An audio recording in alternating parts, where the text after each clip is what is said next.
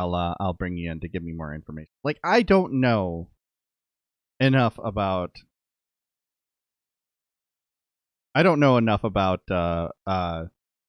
Black Hammer. From what I've learned about them, they're essentially I want to say pseudo-communist group of black radicals who believe in land back, but the way they define land back is getting white people to give them money to pay for property. Well, apparently, the property, yeah. Black Hammer is the latest grift inspired by many which have come before. They claim to own land in Colorado, but they were recently told to leave by the property owners. Will they be returning the donations? I think not.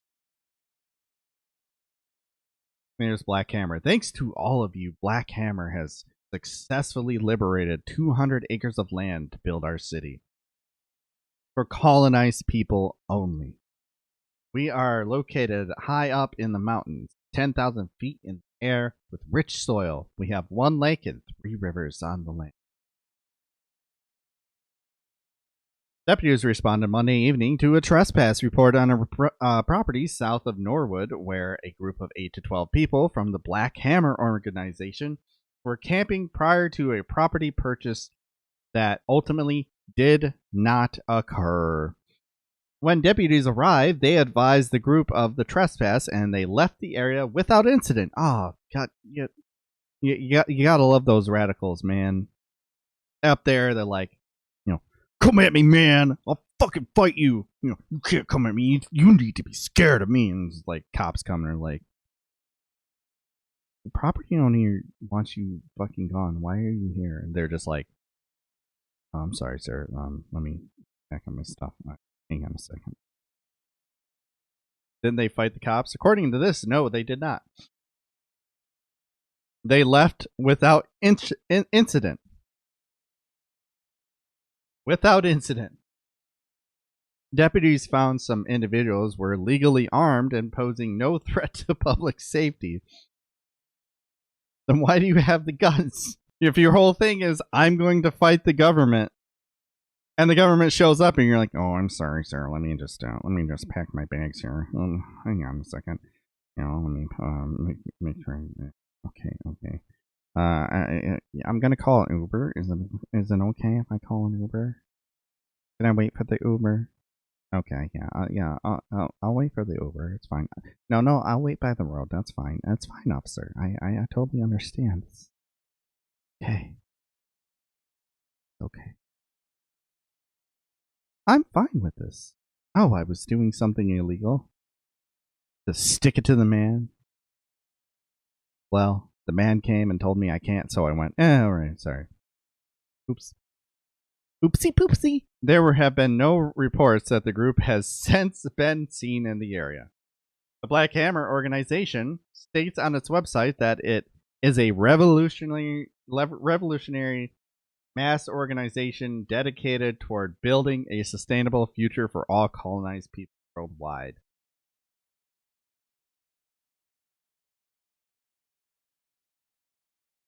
Eight to 12. Mass organization for all colonized worldwide, and they have 8 to 12 people.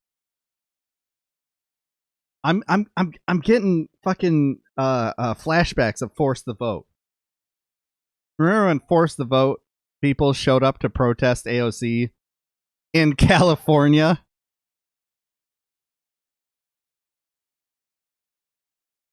And there was like 5 people there. Man, all these motherfuckers are paper tigers. Every last one of them. Live to grift another day, absolutely. Or at least allowed to do what they want because they are too inept to be a threat. Yeah. So they haven't bought any property yet. They seem a bit like a psyop. They're not a psyop. They're just a fucking grift. I mean, I'm glad they didn't shoot the cops. I'll just say that. If the left is gonna have grifters, at least they don't have a body count. That is true. Yeah, and that is something that does need to be specified. And I am a pacifist. I don't believe in revolutionary wars or anything like that because 9 times out of 10 they don't work out good, and they especially don't work out good for the lower classes. Um, Usually they're the first ones to die. So I'm not interested in violent revolution. Um, so I do have to specify that I didn't want them to be shooting at them, but if you've seen any of their videos, which I've only seen the one, they try to come off so hard and threatening, like they're just gonna snap at any moment and just go Joker on the world. And then the very second they have to face any retort to their actions, it's like, I'm sorry, bro. Let me just go ahead and get out of here. Sucking the fun out of everything. Yeah, I'm sorry. I'm sorry. I make that very clear. I don't like to lead people along. And look, if you're for violent revolution, at least hear me out on it, but know that I don't hate you. Just hear me out when I explain my reasoning. They're both personal and practical. Personally, I'm not rich. I'm lower middle class. I would be on the front lines who would be fucking killed first. You have to break a couple eggs to make an omelet, though, right? Well, I don't want to be an egg. I'm not volunteering. Hugs, not pitchforks. I mean, not necessarily. More like middle fingers, not pitchforks.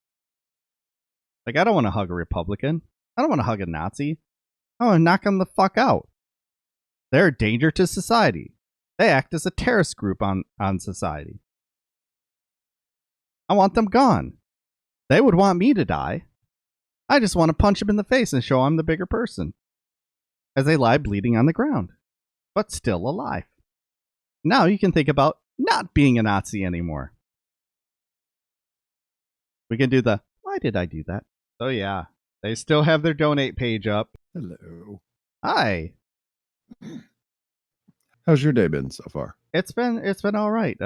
Baby's a little cranky. I think I'm dealing with some allergies, but overall pretty good.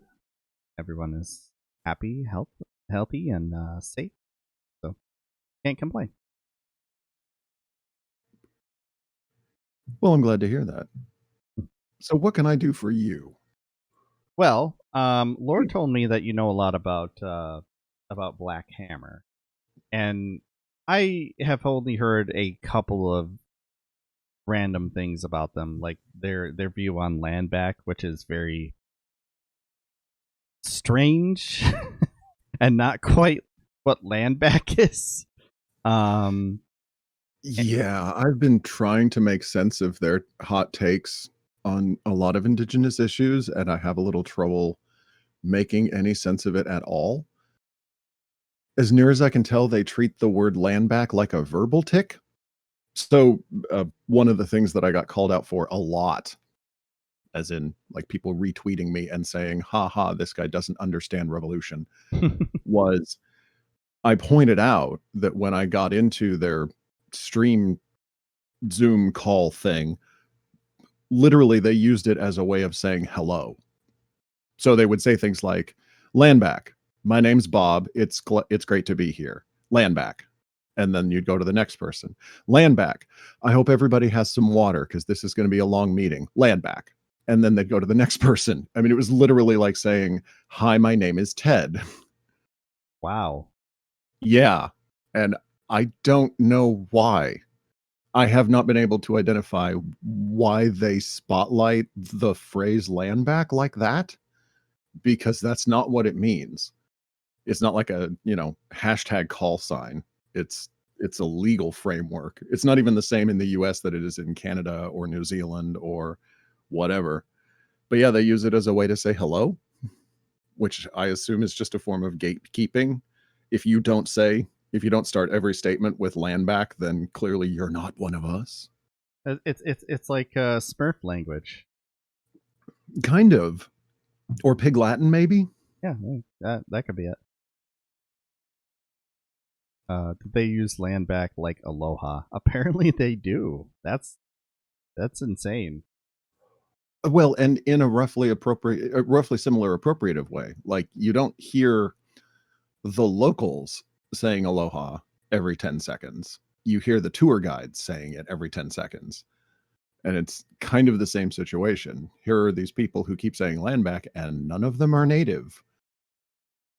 Well, Uh, the way they seem to define it is based more so on like reparations for black people and all subjugated communities. But oh yeah, indigenous people too.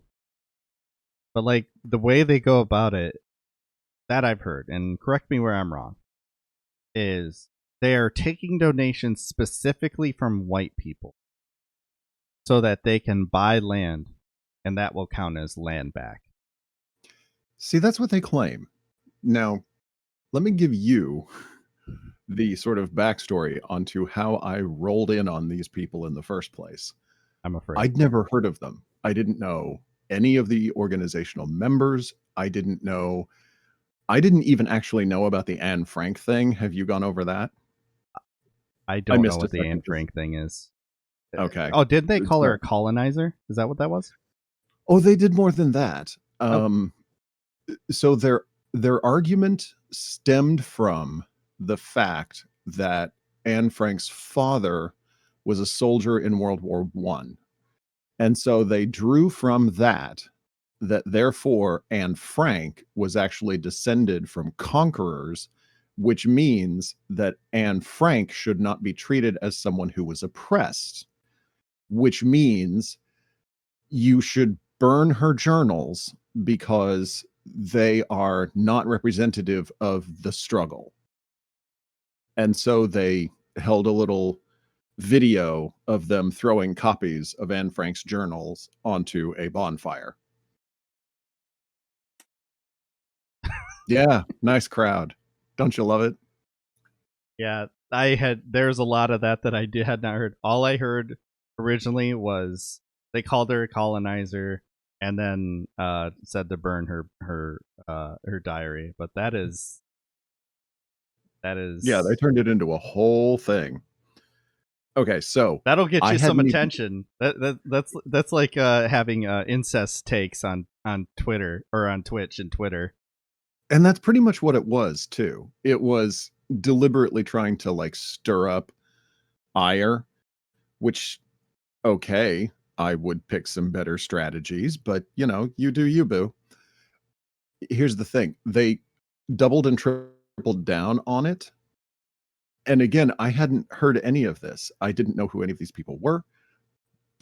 I got sent a link from someone else that I follow on Twitter who's a native rights activist because we all there's 12 of us and we all talk to each other or we all follow each other on Twitter. It's a thing. True, it's like Canadians. They all know each other.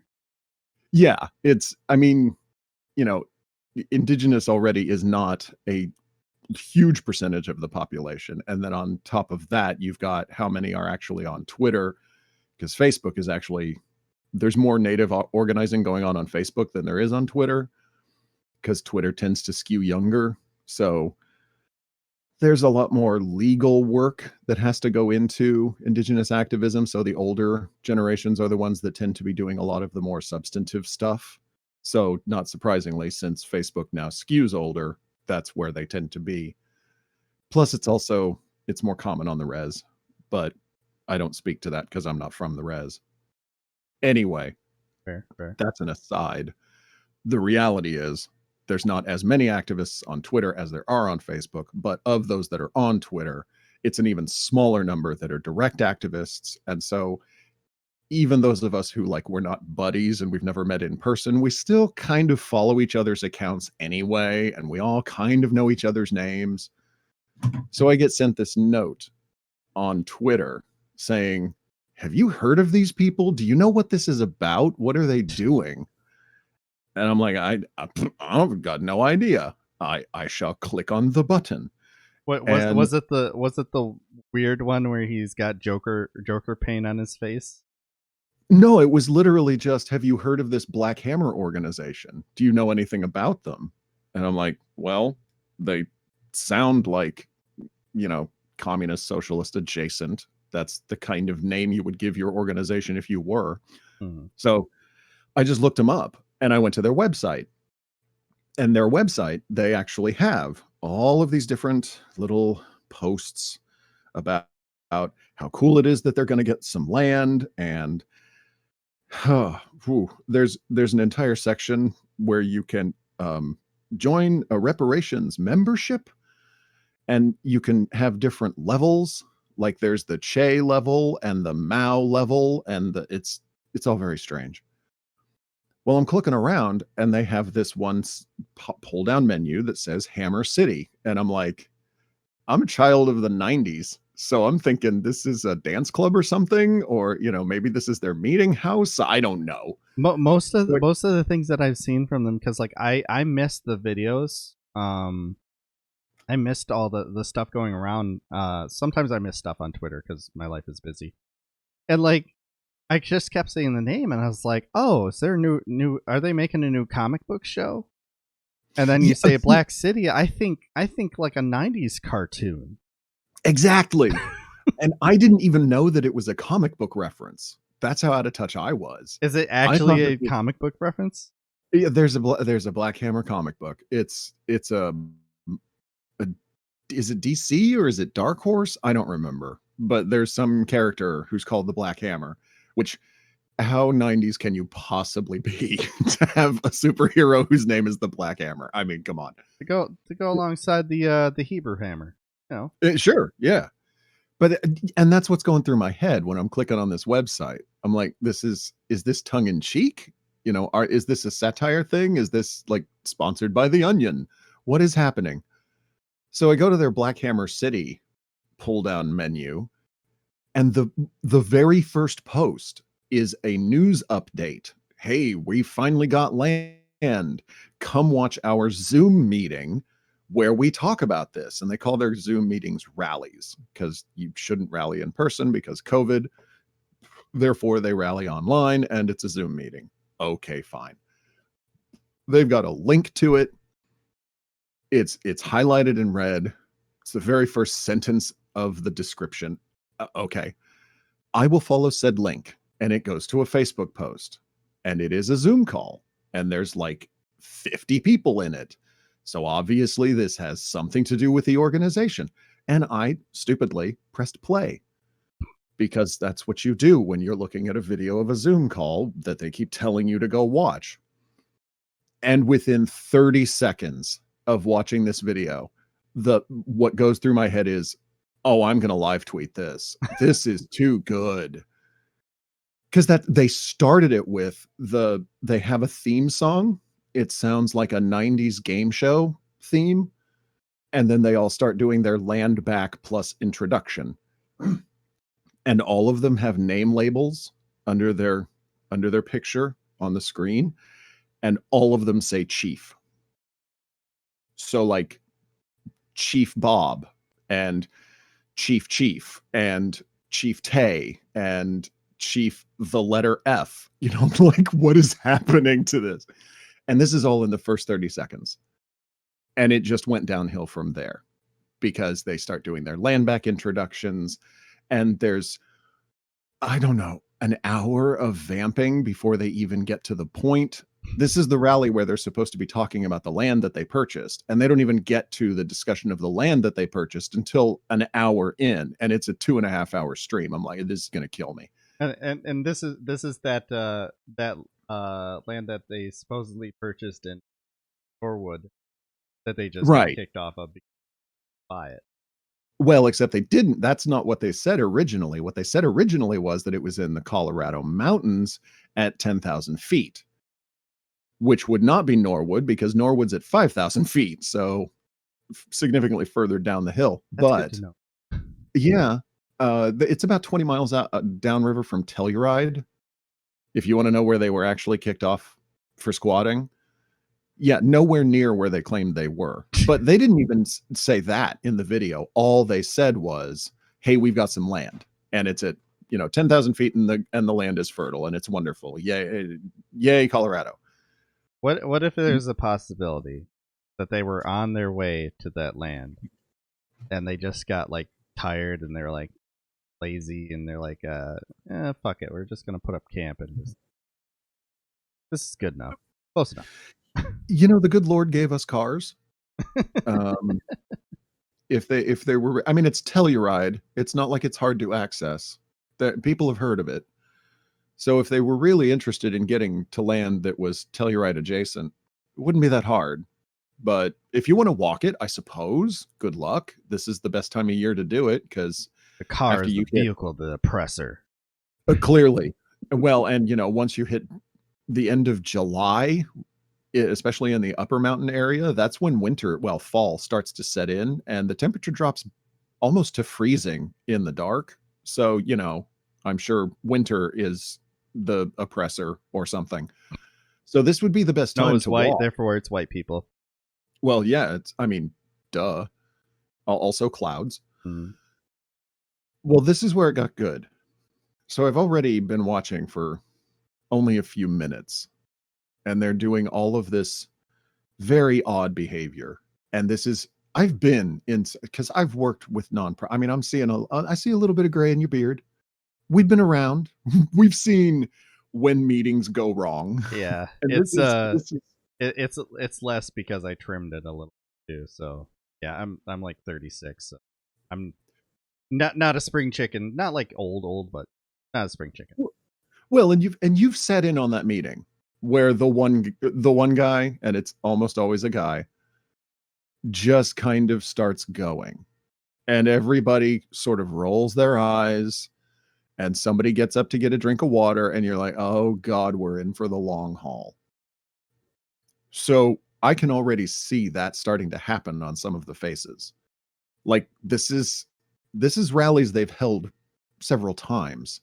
So they all kind of take it as this is the way a meeting is conducted. Because I'm looking at the faces. There's no one in here who's over the age of 22. They don't know what a bad meeting looks like because they're in one. And this is the first type of meeting of this sort they've sat through. So they think this is how it's supposed to run. I'm like, okay, when does the treasurer stand up and do the account reading? When does the VP stand up and start talking about the social media policy and shit? When are we going to do the actual meeting? But no, what happens is a guy stands up and does a poetry slam that lasted for a good 5-10 minutes, where he discusses at length that the reason he and his girlfriend broke up was because colonization forced him to learn his girlfriend's password to her phone and made him read her texts. And there was some stuff in her texts that was a little sus. And so she got mad at him for doing this and broke up with him. And he's learning to decolonize and not do that anymore. Oh, okay. I give up. This is not a serious meeting. This is gibberish. I'm going to ride this wave wherever it takes me.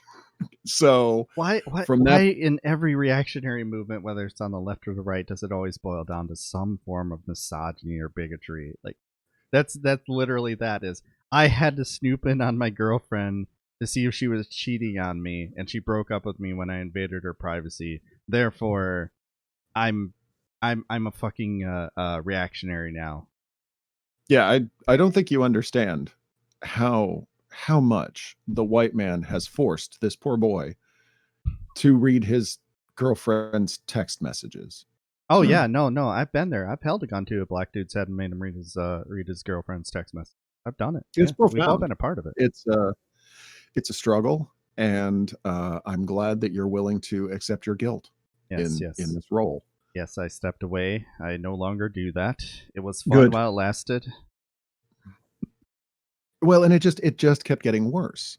So, like oh God, they have a person who calls themselves, I keep wanting to say commander-in-chief, but it's not commander-in-chief. It's secretary general, which is different from the leader. And so this one doesn't have the name Chief next to their name. They have SG next to their name. It's a whole thing. They love abbreviations. They love titles. It's very much baby's first reactionary group. It's all So aesthetic. it's entirely aesthetic, which is why the land back thing irritated me so much. And that's why one of the reasons that I started the sort of live tweet experience in the first place. So again, I don't know anything about these people. And then we get to the somewhere around like 1.5 hour mark. I can't remember exactly where. You'd have to actually go back through my Twitter thread. I've kind of blocked it out of my mind. But Oh, I would this never forget this. that's why I wrote it down, because I knew I would not remember, because I've been through so many of these meetings. There's a space in my brain that these kind of meetings get filed, and it's basically a trash can in my head. So Let me first ask you this, like before you move on with the story. Out of all the out of all the groups like this that you've witnessed, is this anywhere near the craziest one? not even kind of. Oh well, shit, that surprised me. No, not even close. Like I've seen a lot of people saying things like, "Oh, this is a total psyop." I'm like, no, they're too incompetent to be a psyop. You have put too much faith It's a in the grift. ability. It's a grift, bad one. It's not even well done, because anyone with any skill can see through it instantly. So it's going to only attract the type of people that it's aimed at, which is people who don't know any better. So of course they get a lot of young people who have a lot of passion and zero common sense and no experience and some disposable income. I mean, they found their target demographic and they aimed for it and they hit. And now they've got $67,000. Okay. As grifts go, executed well, but for anyone from looking at it from outside with any degree of experience, it's barely passable as something you'd see on the streets in Vegas. It's a magic trick and not even a very good one. It's basically trying to show you where your card disappeared and then just stealing their wallet. Being like, it's in here somewhere, and running away. Yeah, almost easier than that. It's more like, hand me your wallet and I'll show you where I stuck the card, and then running off. Like, you had multiple chances to see where this was not going well for you. But to me, if you don't have any experience, go ahead. No, you're good. To you, what? I was just gonna make fun of him further and just say it's sort of like if you grew up on Tumblr, like a bunch of teenagers on Tumblr got together and decided that without looking up anything, they went from Tumblr activism to, I'm going to start an organization to help colonized people. Yes, yeah. This is DashCon. This is DashCon, except it's DashCon with land back aesthetics. And by the way, the dollar amounts are roughly equivalent as well. So, I can't think of it in terms of anything more than DashCon 2.0. Hashtag land back. So we get to this section. This is where the fallout really started to hit. By the way, I pulled up the ball pit from DashCon just for excellent. Funsies. For those of you who don't know the DashCon reference, there are a few YouTubers who have done some backstory on it, and it is amazing from start to finish. The highlight being that they advertised having a ball pit, and it was literally this giant empty gym and an inflatable ball pit made for like maybe 5 children, 2 adults at best. Yeah, to me, and I've seen so many of that version of the meme, and they always focus on the size of the ball pit. To me, the real secret is the floor is concrete and there's not enough balls to break your fall. Good point. Exactly. What I'm looking at right there is a head injury. I was thinking more so the issue of there's aesthetically, there's literally nothing else in this room. It's just empty, and they could have put the ball pit closer to something, and they just didn't. Hashtag land back. Land back. It's a statement devoid of any context, so therefore it sounds meaningful. And then you actually see the ball pit where it was. You see the hashtag land back for where it was stationed in the conversation, and you're like, why is this even here? Where are you attaching this to? So the point where the fallout really hit was we get to about an hour and a half into the video, and this person, again, I can't stress enough, I had no idea who any of these individuals were. We get to this person who starts rambling, and I do mean ramble. It was disconnected. It was, I think you could politely call it a sermon.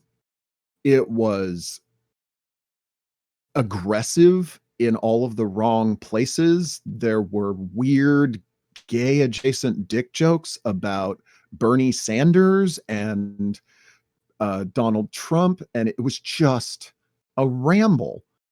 And at some point in this nonsense, and it went on for about 10 minutes, 12 minutes, some point in this ramble, the person who was speaking said their name, which was Ghazi. Oh, that's And the Joker face paint guy, right? yes. So I typed out, "Oh my God, this Ghazi person. It's only been a minute and I'm already exhausted." That tweet led to a flood of people DMing me and retweeting me and messaging me on other platforms because apparently Ghazi is freaking famous. He has been in other organizations, has been physically lifted up and carried out of meetings because he just won't stop. And everywhere he goes, he wreaks destruction. He was part of a group, I believe, called the Black Socialist Party, and they had to physically remove him from the building. He started his career on YouTube as a, I think, what was it, Smile Tone or something like that. And you can only, I actually had to pull up. Yeah, here it is. Are links okay? Yeah. In your chat? Okay. Yeah. Let me show you. Yeah, I'll pull it up.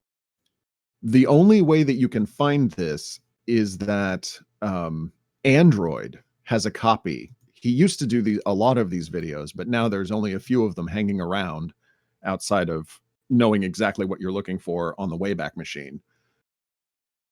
But that's him. That's this leader of the group named Ghazi. And that whole video is him rambling about Android phones and either Gilmore Girls or Gossip Girls or something like that. He basically started as a gossip vlogger and didn't get anywhere with it. He didn't make any money. And so he went to reactionary leftist politics, and then he didn't make any money at that. So then he's just basically formed his own group of people who didn't know any better. I'm reading the fucking. Holy shit. I like somebody. The first comment is great review, and that's 3 years ago. I didn't even look at it. Yeah. And somebody 6 years ago commented, "This must be before he became a black supremacist." Uh-huh. His later incarnation started being euphemistically referred to as Black Hitler, because after he got rid of his Smile Tone account, he came back on as Ghazi K or something like that. And I mean, he would just scream at the Don't camera. even start choking on ashes. Don't even start with that shit. Oh, choking. Poo. I don't want to see that. That would be so bad. I take it you're aware of him. I mean, is there anyone who isn't? I'm a little bit more aware of him than a lot of people. I mean, I'm on Twitch and I've heard of Vosh. What more do you need? Yeah. But I knew him before he starts off as the stuff. Anyways, yeah. Yeah, he starts off as Smile Tone, then he moves on to Ghazi K. Now he's become Ghazi Koldo or something like that. I don't remember. Somebody has it here. Adzo? Sure. Which all I can ever think of is kudzu, which is a type of ivy that grows in the south and takes over everything and destroys it. But anyway, Seems about right. yeah. And he has this very shrill delivery style. And this is not me making any kind of a character assassination or anything like that. I have seen him talk like a normal person. There are videos of him doing it. It's an affectation. He puts on this very shrill, leftist, angry black man persona in order to justify really hateful rhetoric about just about everything that comes into his head. So I'm still in the middle of doing this live tweet. I'm not, the meeting isn't over yet, but I'm already starting to get messages, and I'm not really reading the responses yet because I'm still going. So it's not even until after the 2.5 hour mark that I start seeing all of this stuff about Ghazi and all of these other like black socialists and uh, MLMs and all of these people who have met this guy are like, oh shit, this is Ghazi. Everybody get away from this group as fast as you can.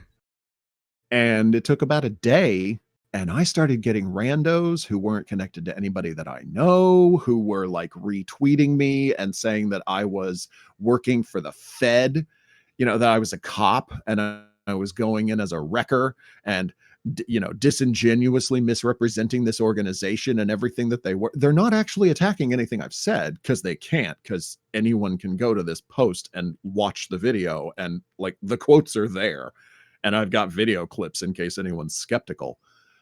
But yeah, they can't attack anything that I've said. So I got accused of I'm engaging in race science because I pointed out that everybody seemed to have American accents.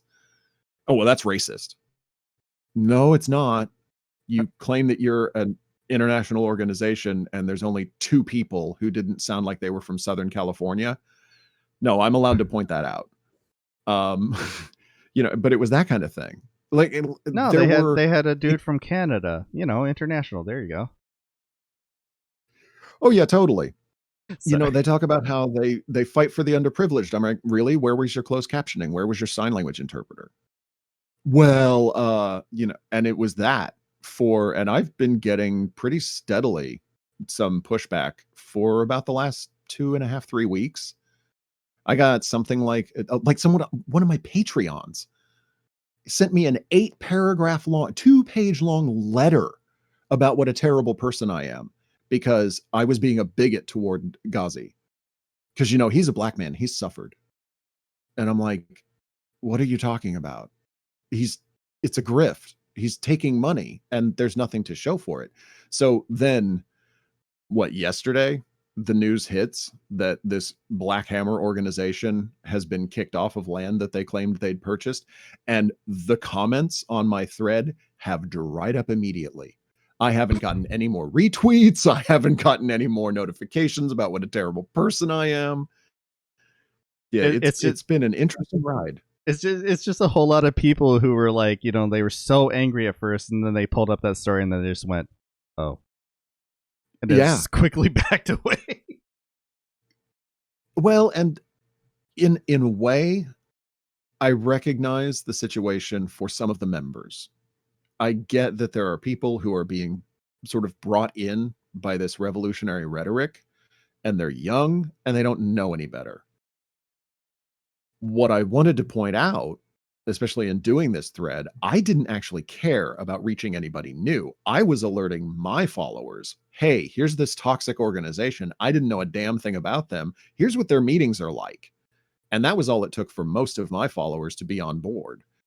But there were a lot of people who were angry at me for having done it at all, which tells me that there is still this groundswell of people who, even if Ghazi turns out to be a bad person, they're still going to look for someone else who's spouting that kind of rhetoric. And they're going to do things like signpost and say, hashtag land back every 30 seconds because they think that that's a profound statement. So, to me, it's a double-edged sword. On the one hand, I don't want Ghazi to have anything left of his reputation. I want him to continue being mocked so that people don't believe him. On the He's other he's hand, certainly become a meme. he definitely has, and the Joker makeup didn't help. Oh, But I Siffer Griffith is asking for a link to that tweet. to the tweet thread. Yeah, I believe so. Let me look. I see if I find it. I have to type things. All right, that's fine. Like I'll try and vamp a little. Like that accusation of it being you can't criticize him because he's black and he suffers. It's sort of like that's the sort of defense that they use for Candace Owens or Yeah. Jesse Lee Peterson or any of these black conservatives that just like, oh, you just make fun of Larry Elder and Thomas Sowell because you don't like when a black man said, doesn't toe the line and say different things that you disagree with. Like, no, I don't like them because what they say is dishonest, stupid, and they're just using it to make money off of them. Like, no, what? If I could see one advantage to having sat through this meeting and learning as much as I have about the organization, I think they did play the perk to absorbing all of this information that I now have that I did not want. Is I can now see very specific blind spots that a lot of leftist collectivists have when it relates to the type of rhetoric that they were employing in order to sell their grift. So things like land back. What does land back mean? Because obviously, what a lot of people seem to think that it means is purchasing land for the sake of sort of reclaiming it from white people, which that's not what it means. It actually is based in a Supreme Court ruling from the 1980s. So clearly there are some very specific blind spots that a lot of leftist activism has when it comes to indigenous sovereignty, when it comes to non-United States legal issues. Because, for example, land back does not mean the same thing in Australia or New Zealand or Hawaii, even, that it means on the continent. So being able to pick that apart and say, okay, here, when a native activist, especially when a native legal scholar uses the term land back, here's what they mean. Now, when you hear someone just throwing around this term randomly, you can tell that they're just throwing it around randomly because you now have this information. So in that way, I found it a valuable experience. But other than that, all it did was identify a couple of grifters in the community who definitely need to be just ostracized. Oh yeah. It's definitely a good thing to have people know these types so they don't end up in the same room as them so they don't end up in an organization that they are eventually just going to get grifted from. My big question is, like, immediately when I heard that number that they raised 67,000 people, but they only have like 50 members or something like that. Which Coke child is joining this organization? We're like, I'm sorry for my dad. I'm sorry.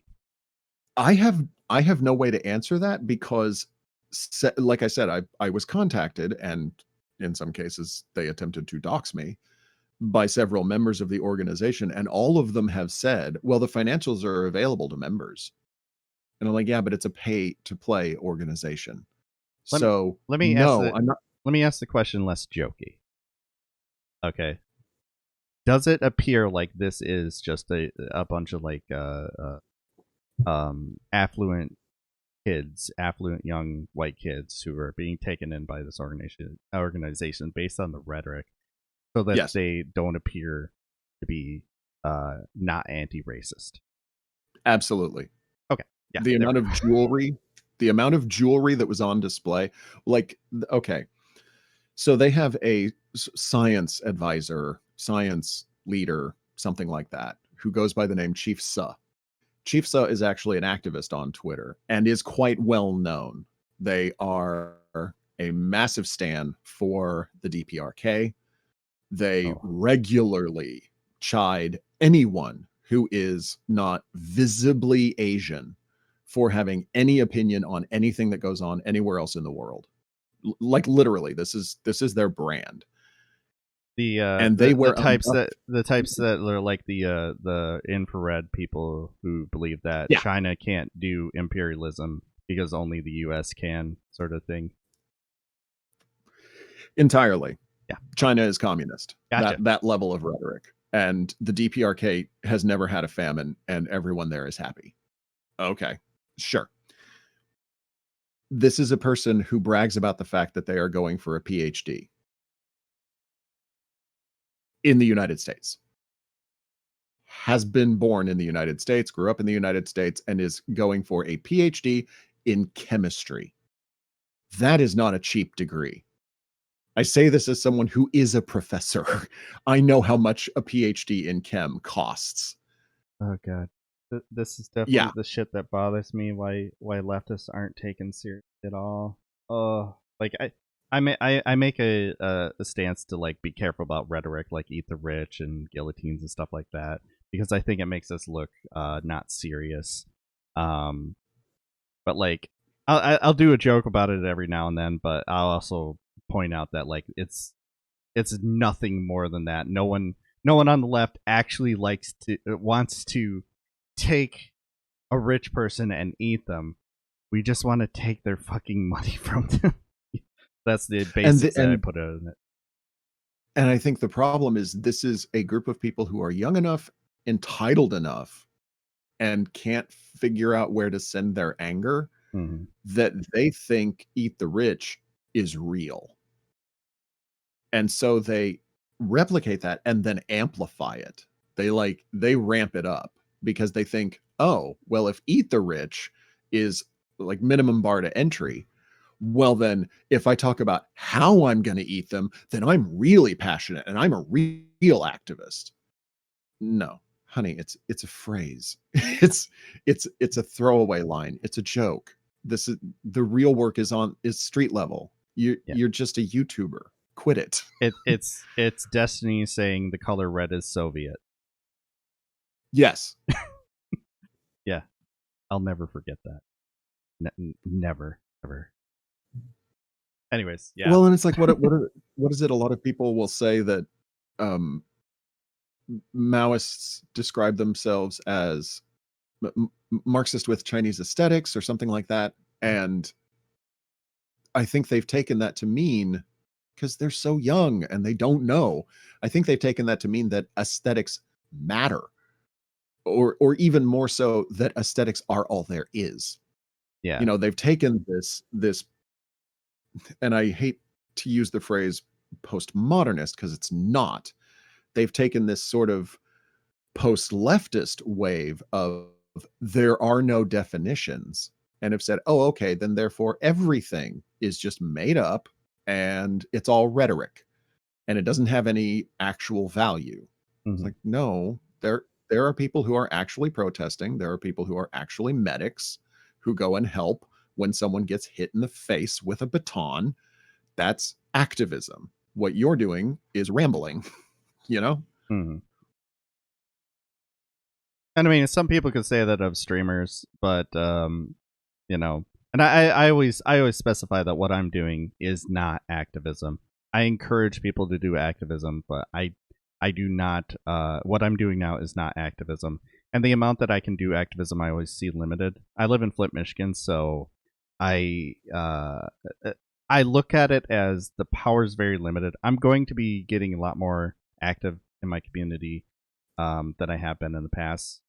Like the water crisis was a big moment for me where I just felt so disenfranchised and unable to figure out how we have any power, especially when, and I predicted it was going to happen, when all the leftists who claim to care about us so much and all the Democrats who claim to care about it, they just fucking up and disappeared.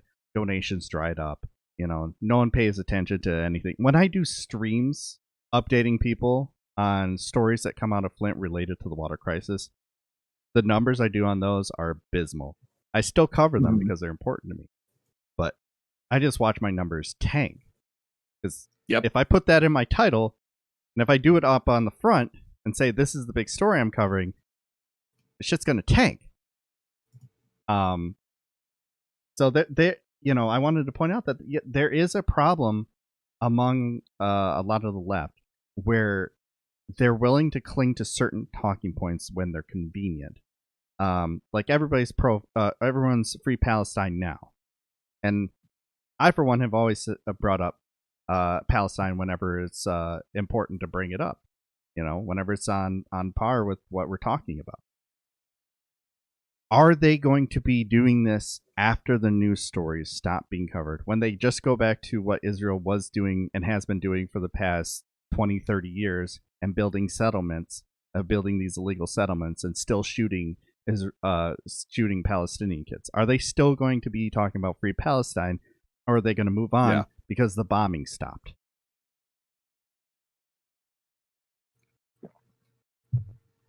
Well, I don't know if there's a question there. It's more of a statement. I'm sorry. Well, and it's a statement of fatigue. There's obviously a groundswell of anger and frustration, and there is energy in this group of kids. Ghazi saw that and ran with it. And now we're going to be dealing with the fallout of, because there's going to be a group of kids who are now bitter because they were lied to. There's going to be another group of kids who are going to say, oh no, this was the right thing, but Ghazi was the wrong leader. And so they're going to take everything that they just did and repeat it, only with a different person in charge. My suspicion is, because there's already the Secretary General, he goes by Anko. He is set to take over. He's ready for it. He uses the same rhetorical devices. He uses the same speechifying.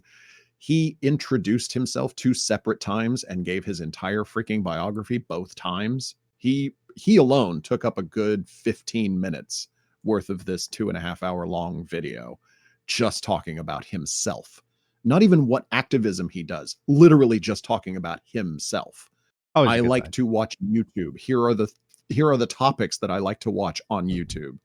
So clearly, and they were rapt attention the whole time. So they've already got another leader ready to go if Ghazi falls from grace. So we've got the ones who are going to be bitter. We've got the ones who are going to just replace. And then we're going to have the ones who will never believe that Ghazi was wrong. They'll believe that, he got silenced by the powers that be. They'll believe that the land was purchased, but the contract was torn up by some nebulous third party, the Illuminati, the lizard people, who the hell knows. They'll come up with something, but they are going to be the QAnoners of the left. Cough, the Jews, cough. Yeah, absolutely. Always. Those bankers ruined it for us, and they'll just keep going with the same group. Banking cabal. And so it sort of sounds like, on top of being a grift, the people who are true believers of this essentially are like the more woke and open to different races version of like Nazbols. It's just, instead of white supremacy, it's sort of pushing white people down so that the minority communities can take over and act how the white people did that we all condemn now. Well, correct? And if we're going to that, and I don't think they have enough experience or, sadly, education to understand the difference between interrogating whiteness as a social construct and just yelling at people who have pale skin. They don't know what the difference is between those two things because no one's actually sat them down and explained it. Yeah, I know those people well, and they hate me. I got a lot of hate about 3 or 4 months ago because I had a semi-viral tweet about Flint and me calling out how what I just said. That the very second the cameras went away, it seemed like everyone stopped giving a shit, like we weren't there, and they like to use our name to win arguments without actually addressing anything or even looking into whether or not we do have clean water or not. And I always, Right. when people ask me, I say the answer is incredibly complicated. Largely yes, but largely no too, in a lot of different ways, and it can change at any time. But like, I had those people telling me that because I'm a white dude, they were going to wait to hear from a black person in Flint. And someone Uh-huh. who was a black person in Flint did get mad at me and say that I was saying that because my water is fine, Flint's water is fine. And I never said that. And I had to specify to her, I'm like, no, I fully recognize the issues in the north end of Flint. I talk about it all the fucking time. I talk about the history of how the north end of Flint was built. It's really interesting. Great book by Andrew Highsmith, Progress Through Demolition. I really recommend it. Um, like, I talk about that shit all the time, and I never claim to know anyone else's experience, but I also acknowledge that there are areas where the water has gotten somewhat better. And I also acknowledge the ongoing construction that's going on. Shit, I just had Flint's I forget the name for it. I'm just thinking work authority for some reason. Across the street from me, replacing some pipes in an abandoned house across the street from me. Like, I know the struggle. I know what's going on, and I recognize all sides of it. I'm talking about the people who just the very second it was out of the news, they fucked off to the next thing, and they never bothered to look into it again. Just like we've dealt with for the past 30 years in this city that led us to being the poorest city in the country. Like, yeah, you concentrate on the water issue, but we've been trying to get your fucking attention about all the manufacturing problems, about all the infrastructure issues, endless different things that have led to the destruction of our community for decades now. And the very second the water crisis is out of the news, you're just fucking gone. But people are like, well, because you're a white person, you can't say that. And those people drive me nuts because it's like, I care a lot. I don't. It's always weird to use, and I don't see it as any sort of get out of jail free card. But I do have a black wife. My child is half black. Things like that. But besides that, I've always cared about the people in my community. And as I've grown older, I've cared more and more. And this city is, 60% black. So when I say I care about my community, I definitely mean that I do care about the plight of black people. And I'm not separating that for my own. And I'm not pretending to know black experience at all. I never do that. But, it's just turns into this thing where you're white, you can't talk about this. I even went to my wife with that shit, and she said, yeah, it's just because you're white. I was like, okay. She's like, you didn't say anything wrong. Don't worry. It's like, just these people are just take a deep breath, honey. It's fine. Yeah, they don't realize that they're not doing any good by pointing that out. Like, I reject allyship and shit like that because allyship is bullshit virtue signaling that doesn't mean anything. And it's those type of people who no longer talk about DAPL, no longer talk about Flint, no longer talk about Appalachia, no longer talk about all these communities that have been hit really fucking hard by the conditions that have happened. Maybe it's too much shit happening at once, and they do get fatigued, and I can recognize that. But every single time I hear somebody say or see somebody tweet, Flint does not have clean water at somebody, I cringe and my eyes roll damn near out of my head.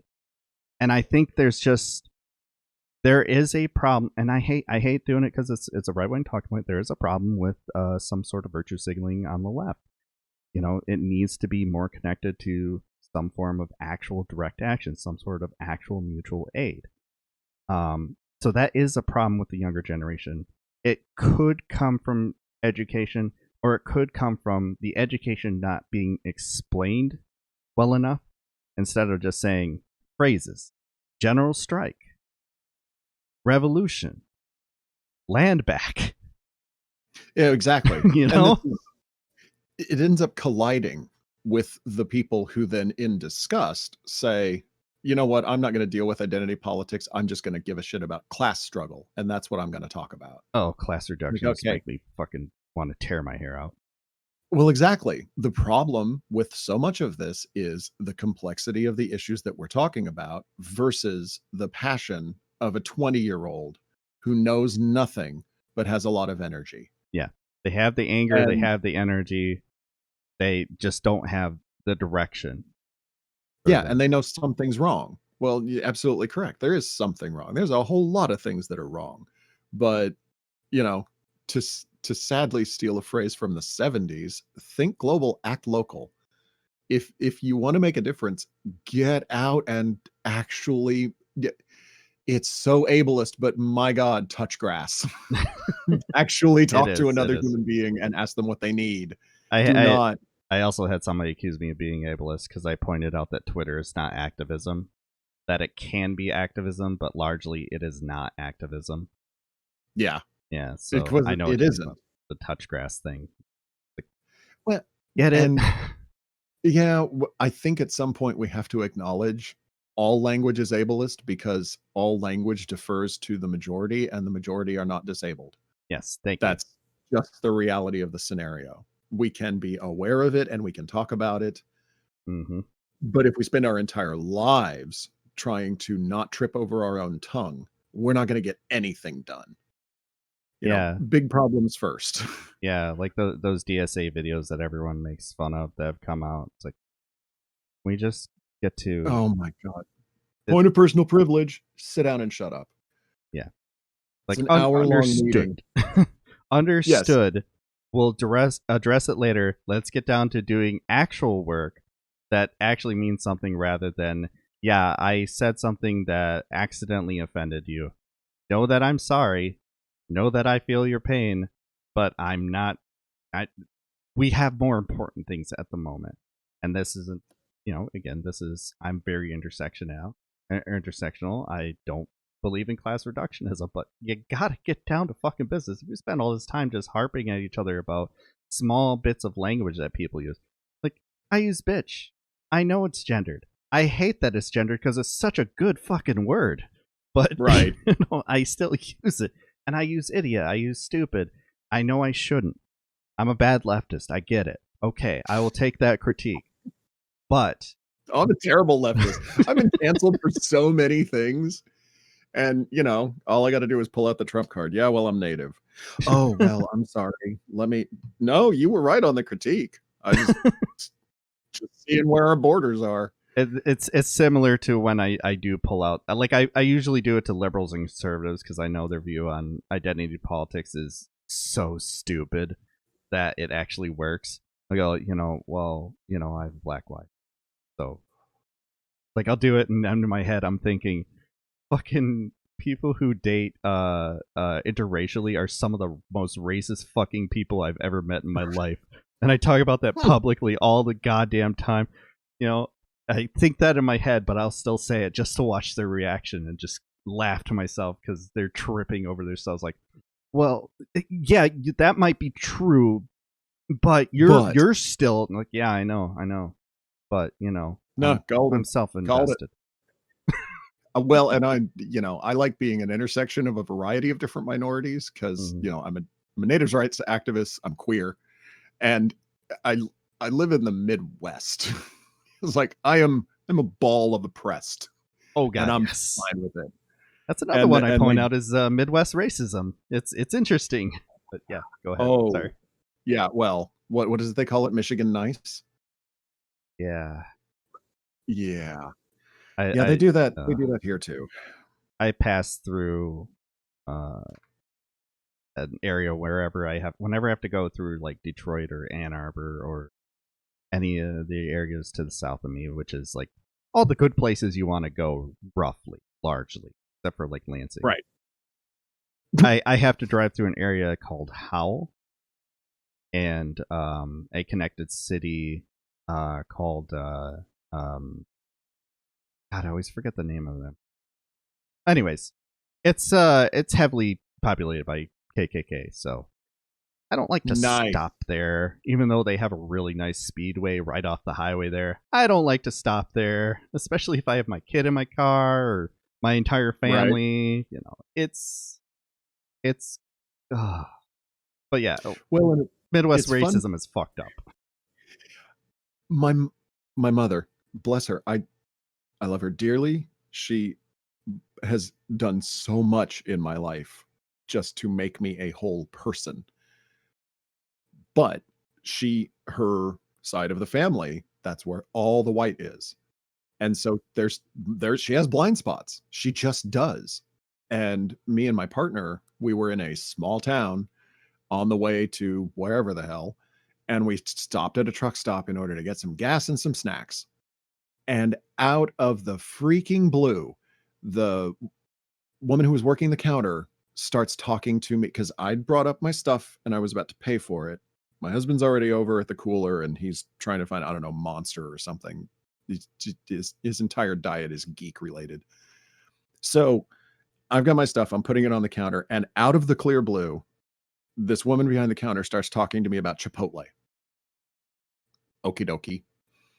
Sure, I'll talk about Chipotle in the middle of BFE with not another brown person within 1,000 miles. And then, of course, my husband walks up and he's darker than I am. So now she's got two of us and she can really talk about Mexican food. And she goes on this random tear about she ate at Chipotle one time and it was so cool. She had, she got to have ethnic cuisine for the first time because, they don't have that kind of thing in town here. And just on and on and on and on and on. And of course, in the midst of this, my mother had walked up, purchased her stuff from one of the other people at the counter, and then walked off. And as we're walking outside, my mother turns to me and goes, "What the fuck was with the Chipotle thing?" I said, "Mom, brown." Yeah. And she looks at me and then looks around and then looks back at me. It's like, oh. Like, yeah, this is not the first time I've had this conversation. She's like, "Boy, summer must suck for you." I'm like, "No, I don't get it as much as, people who are darker than I am, but yeah, this is a thing." Oh my God. Oh my God. Yeah, it really threw her for a loop. Those weird things that white people say. My favorite regarding my situation is, how long have you been into black girls? Oh, Jesus. I have been asked that so many goddamn times, and I have to just every single time I have the same reaction. What? 3.5 hours. Yep. Let's see here. Since 2007, when we first started dating, and it's girl or woman, like singular. She's the only black woman I've ever dated, and I wound up marrying her. Not the only person who wasn't white that I dated, but it's sort of like I don't give a shit. I just enjoy good people who aren't assholes. Like fuck me, right? But yeah, no, I hear that one so goddamn much, and bringing up Chipotle to somebody like that is ridiculous. Man, if I started talking about Chipotle or Qdoba to any of my friends who are Latin, they'd kick my ass, and I would deserve it. Like, just I'm sorry, I can't. stop. Chipotle is not real Mexican. How do you know? Because the entire staff speaks English. Yes. What are you doing to me? Yes. Yeah.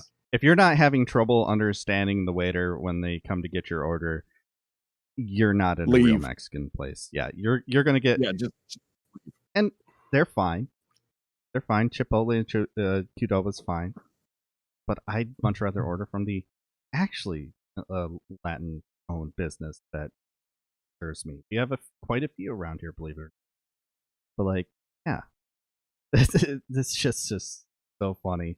And then on the other end, my other favorite story about the whole black-white thing is we were playing croquet once with my family, and my aunt, who I don't understand why she was like this.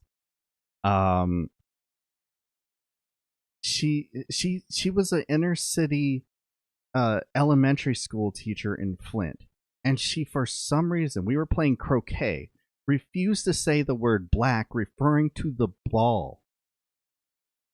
She would say the dark one. Oh dear. There's more than one dark ball in croquet. Yes. Okay. Like, if she told to narrow that down, Sally? I missed it because white, and she told me about it later, and she told me that every time she'd say that, she'd look at her and be like, You mean the black one? You can say it. It is a color. It's okay. I'm not going to ascribe any political connotations to you pointing to a ball. Oh boy, is it Palestine o'clock? Oh good, my title drew in the fucking uh the pro-Israeli people. And I do want to Chuds address one of them specifically. Well, there's two comments that I want to address. First of all, if you guys were here earlier, I do not consider streaming to be activism. If you're doing like a fundraising stream, that's closer to activism, but even then, I would say it's very limited in its focus um and what it can do. Okay. Um. So yeah, no, I don't think putting Free Palestine in my title is any sort of activism or helping them become a free state or a free society. No. No, no, no, no, no. That is a very stupid thing to ask. I put it in my title because I cover stories related to it. Everything in the title, you might notice, is related to the stories that I cover in my stream. Thus, the two brackets that I put in between each story. Also, the point about donating to Palestinian charities, I'm not a rich person. I constantly have money problems. I'm owed a ton of money from a lot of different people and hoping that I can get it soon. We're waiting. We have to fight for it, of course. But I have donated a couple times to some of the Palestinian charities. As recently as yesterday, when we raided into Devil, I donated what I could afford to do. It was only $10, but we wound up raising over $1,000 for it.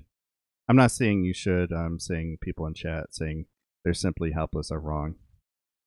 Oh, that's fair. That's fair. And that's the thing. That's why I raid into them, because my audience, I try to push them in that direction to donate. Are you for based Sharia? What? As opposed to unbased Sharia?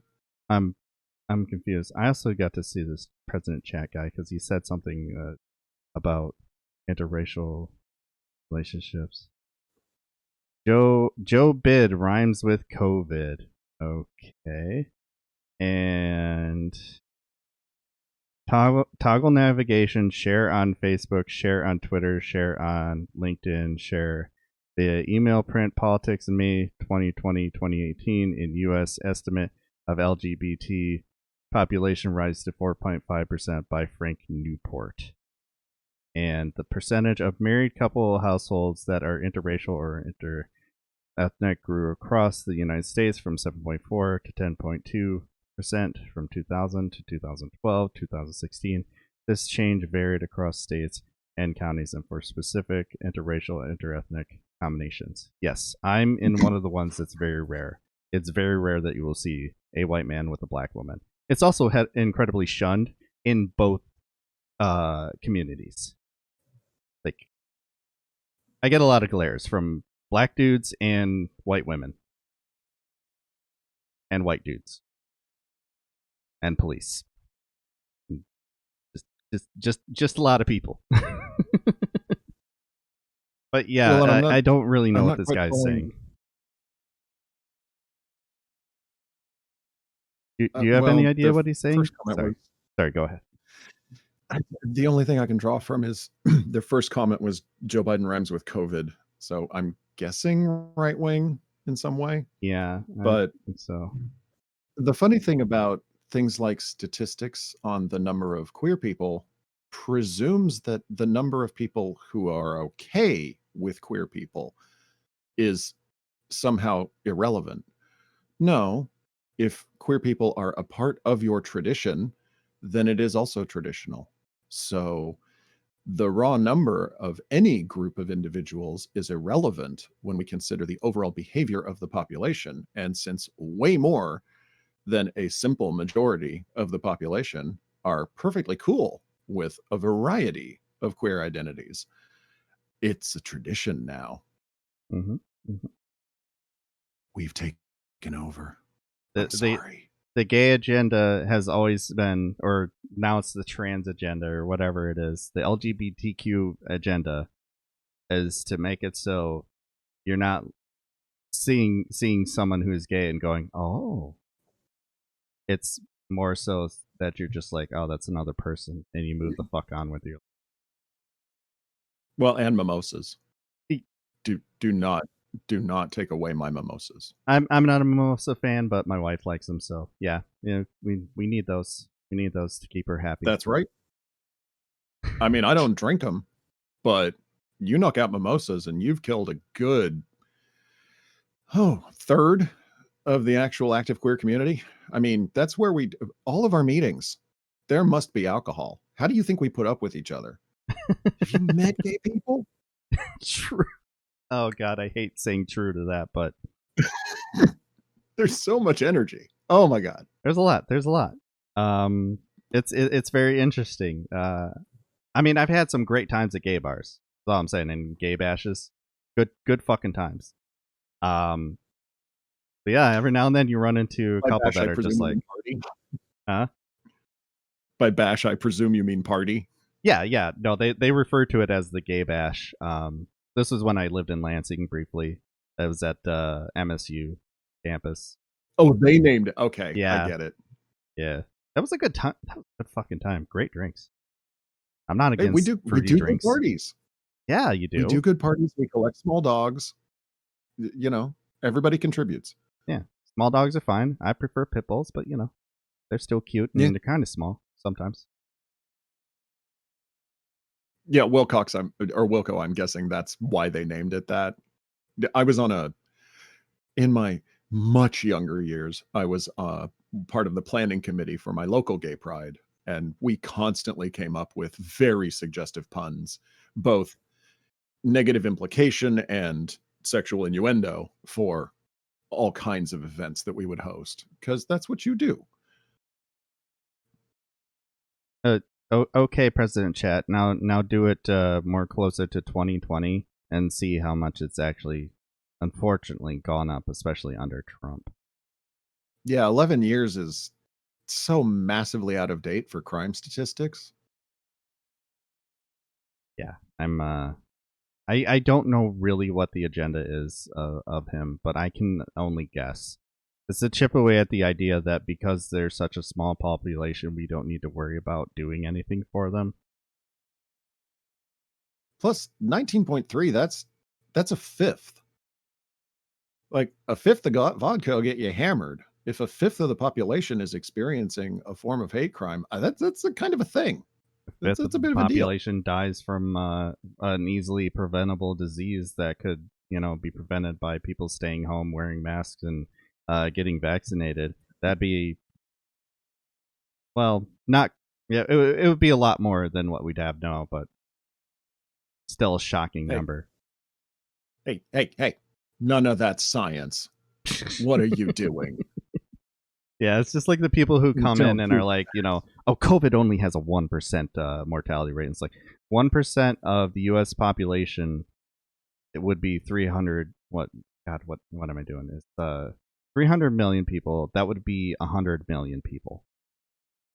No, Yeah, that's I'm a tired and I substantial got number. way too high, way too early.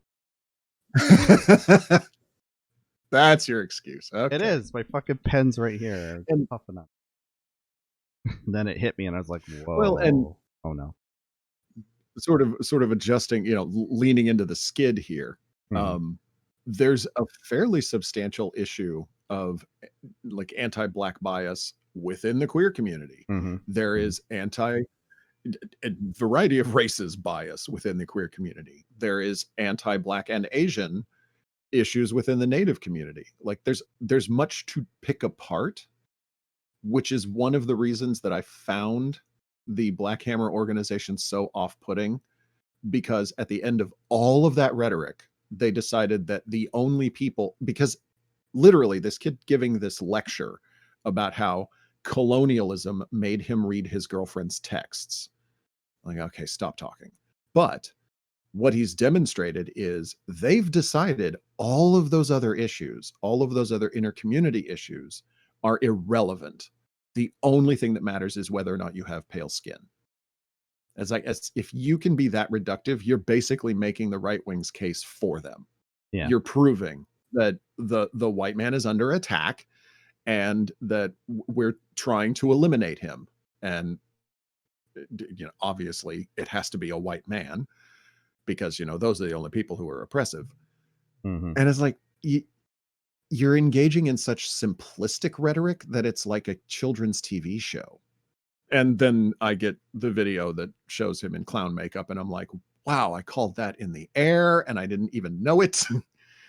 But that's the only video that I had seen too, and like I said, I didn't know if I was going to cover it, and then I saw that tweet about how they didn't actually own the land, and how essentially the police literally walked up onto these armed black revolutionaries, asked them to leave the land, and they went, "Yeah, okay, sir, whatever you say."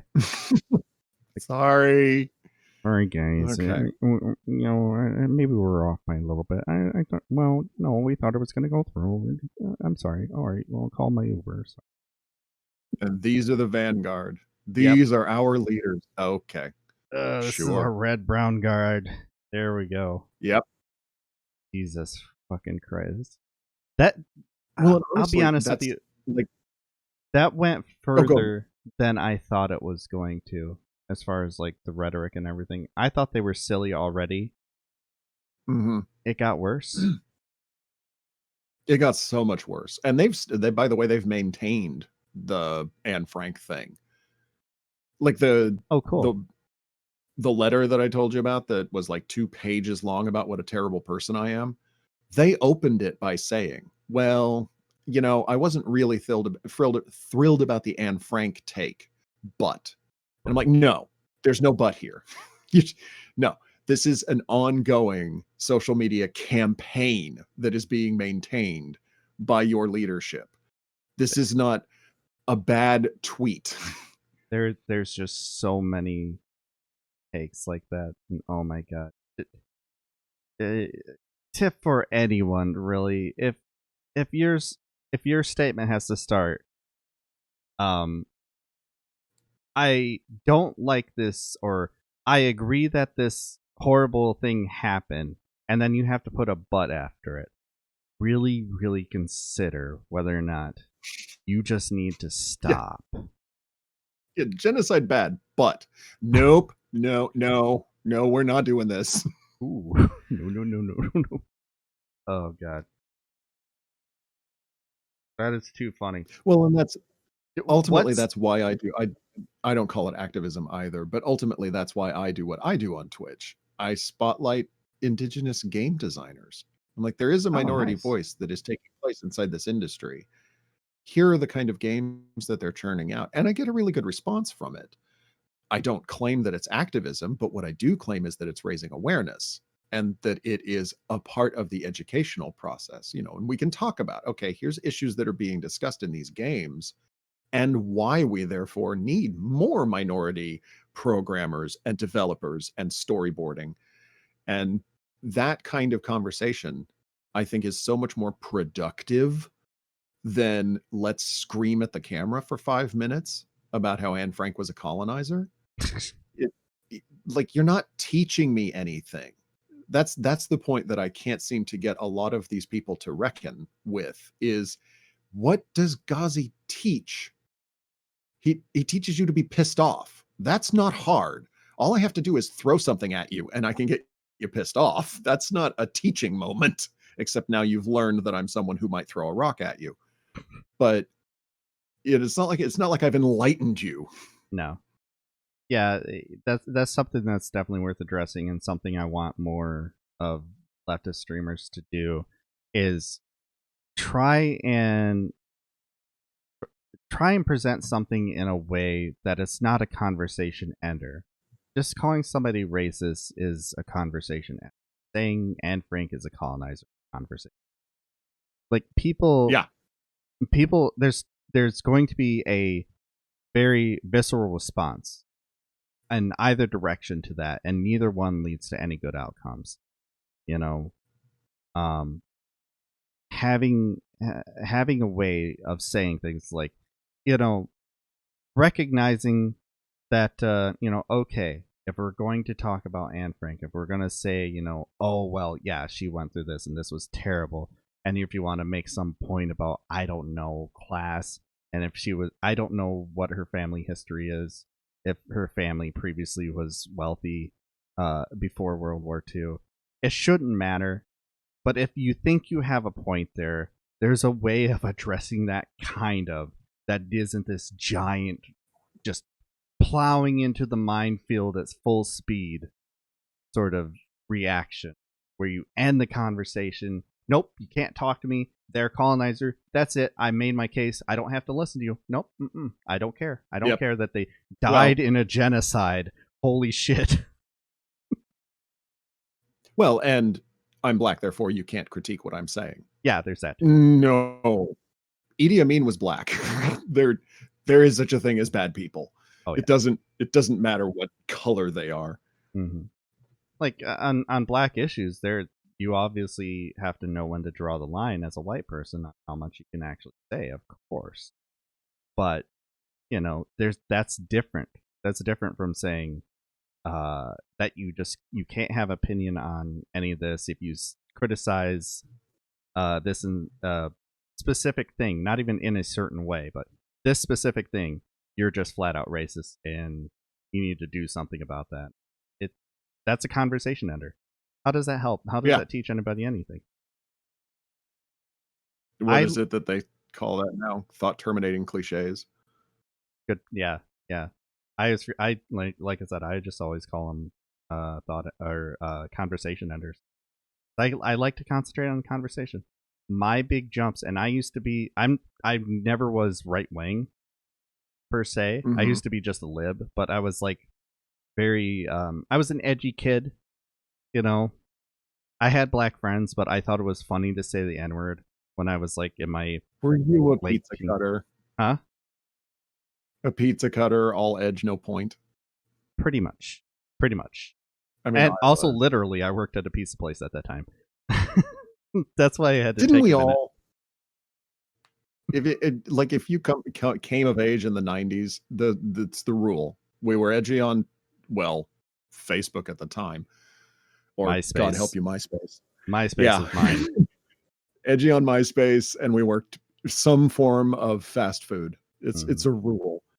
Yeah, but like, I I I never had any sort of like negative feeling specifically about black people or any sort of population, but I had the usual white people talking points ingrained Right. into me that my wife was all too willing to talk to me about and have like good conversations about, because she knew that where I was coming from wasn't from any sort of like malice, because I was with her and I loved her, and I I've known her like our families have been friends for decades. They went camping with us a number of times when I was in my teens. She had a crush on me in elementary school. That's how close our families have been.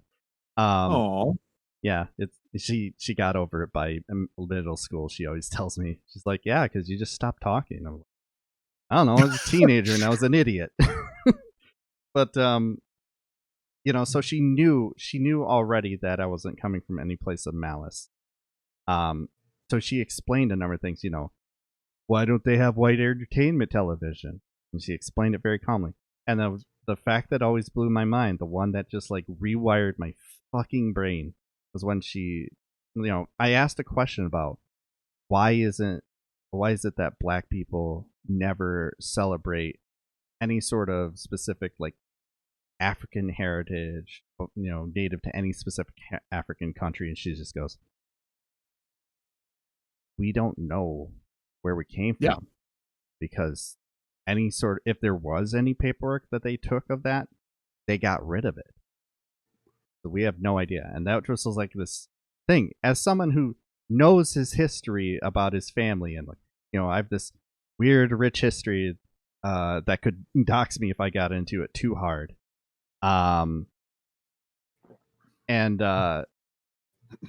like I have that ingrained in me where I came from. My family's French Canadian. We came through Quebec, and originally from France. We, all sorts of different variations of fucking European nations within both sides of my family.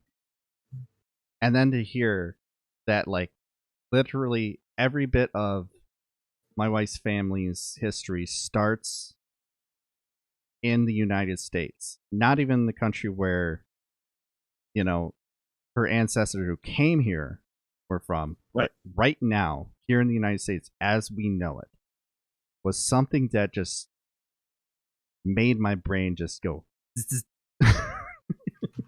It was interesting.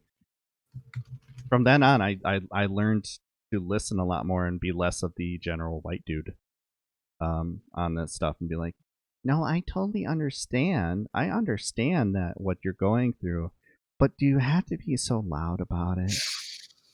Why are you so angry? Yeah. That well, and I get to live the intersection of that experience because, on one side of my family, they're all essentially German and English immigrant. And by the way, much of that illegal, but we're okay with it because they formed the good spine of America. But I can tell you what town whole swaths of the family are from in each of the various countries. And then I go to the other side of my family, and I can tell you what island he was transferred from, and that's it. Mm-hmm. That's I've got a name. And he at one point during a census said what he thought his mother's name was. And I'm like, you made this up on the boat. You made this up because it doesn't track to anything. Like literally, the genealogy that he kind of tried to invent for himself doesn't go anywhere. These people aren't real. Yeah. Like he was just trying to pass. That's all that happened. He was light enough skinned that he could Took over. claim that some family from Europe, so he did. Yeah. We did a whole project when my great grandmother, excuse me, turned 100. We did a whole genealogy thing to look back at our history. So that was pretty fresh in my mind when all that conversation. But it really is something. I I I'm really enjoying the conversation, but I'm also really limited for time. I should have ended before 2. My wife's No, gonna you're be golden. mad at me, so I do have to get going. I would love to talk to you again. This is good fun. Do you mind if I clip this out for YouTube? No, you're fine. Perfect. All right, Hit me up whenever. we'll do. I know more than just Hammer. It definitely sounds like it. And I really did enjoy this conversation, and yeah, I'll follow you on Twitch. Is your Twitch? How do I shut you up? It's Tale of Twin Rabbit. I'm an idiot. You've been typing in Or chat all. two Rabbit. Sorry. Yeah, I'm an idiot too. It's like I don't know what your Twitch is, and you've been in the chat all day. Like I said, I got too high too quickly. That's a problem. People, don't do that. Don't do that. Just especially if you have to be in a public thing. But yeah. It's fine. It's Uh, fine. I'm fine. I'm fine. I'm all right, guys. It's good. It's all right. Can't do math. Can't. Oh, go ahead. Oh, I can't do math for shit. And I have a Holy shit. sociology degree. Oh, I what? Cannot do math. That's right. I did already. Sorry. Go ahead. No, that's all I got. I can't do math and I have a soc degree. Like Yeah. I had to pass classes on statistics and I remember whole minutes of that class. Whole minutes. Yeah. They're going to push me through it for my nursing degree. So yeah, that'll be a thing. Oh, you get to do differential equations. I've been through them once already. I fucking hate all that Oh, shit. Ugh. It doesn't make sense to me, and I need to get out of it with like a really good grade, like at least a B, in order to. patient is 65 and 184 pounds. What dosage of stop talking? Give me the chart. Yep. Give me the chart. I'm going to look at it. Right. Oh, number on here, match number on here with this syringe. Okay, we're good. Yep. Or not even. Anyways, yeah, I'm getting into it. My wife is going to be absolutely fucking pissed. I really do appreciate you, and I'll let you know when I post on YouTube. Follow me on Twitter, and that's the best place to know when I do that. But yeah, Okay. we'll talk again. Very cool. Yeah. It was interesting meeting you. It was interesting meeting you. We'll see you later, bud. And, bye.